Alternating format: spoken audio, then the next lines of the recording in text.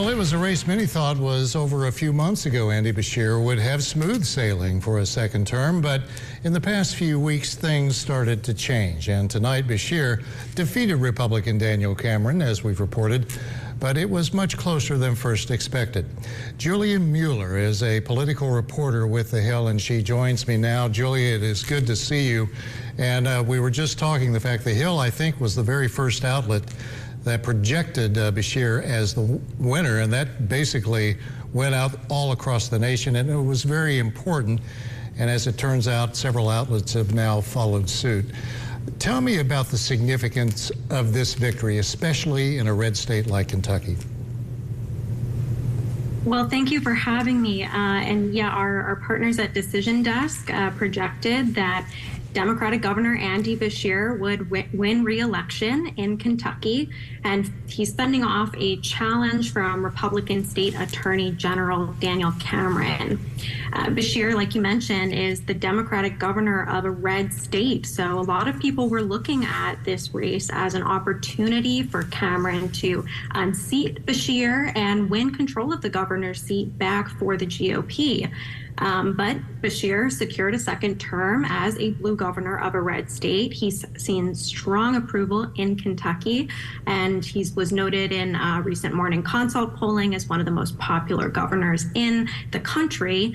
And so a lot of people had their eye on the gubernatorial race in Kentucky, as well as the governor's race in Mississippi, taking a look at whether the incumbents would be able to hold on to their seats in those states, particularly taking a look at Kentucky with Beshear as a Democratic governor in a state that voted for Trump in the last two elections. Right, and in that last election, Trump garnered the state with a 25-point lead. It was a huge victory for Trump, and this was just a year after Beshear was elected, and up comes the pandemic, disasters, a flood and a tornado, and Beshear was really being targeted by the Trump supporters outside of the Commonwealth, and of course by Cameron himself.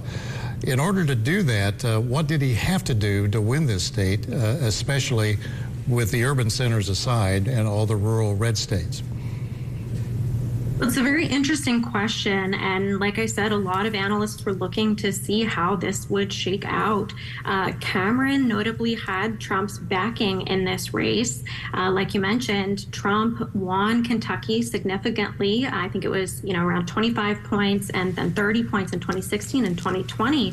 And President Biden also has seen low approval in the state. A recent Emerson College polling put Biden at just 22% approval, I believe was the number among Kentucky voters.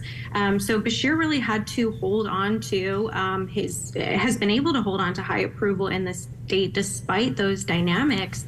And people are sort of pointing to him carving out his own sort of brand of Democrat and really relating to or trying to reach people in Kentucky, whereas Cameron had sort of tried to tie Beshear more to Biden and to national Democratic issues there.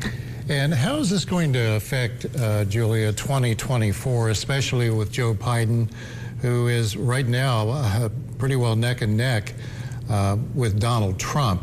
The impact that this might have nationwide on other races involving Democrats in red states? Yeah, that's a really interesting question that is sort of raised by these off-year elections that we're seeing right now, not just in Kentucky, but in a number of other races that people are keeping their eyes on.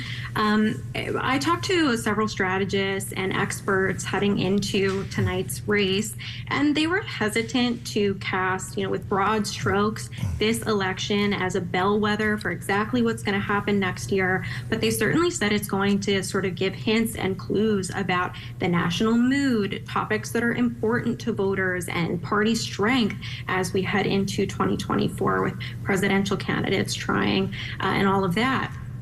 And so taking a look at Kentucky and how Beshear has fared, like we were talking about, blue governor, red state, and as well as other races like the one in Mississippi that has yet to be called, last I checked, this is really sort of giving hints for people to see what topics are resonating with voters, like the abortion issue that was projected to pass in Ohio, and that sort of thing heading into 2024. All right, Julia Mueller with The Hill, thank you so much for taking the time to talk to us. It's going to be an interesting election come 2024. Thank you so much. Thank you so much. Have a good night.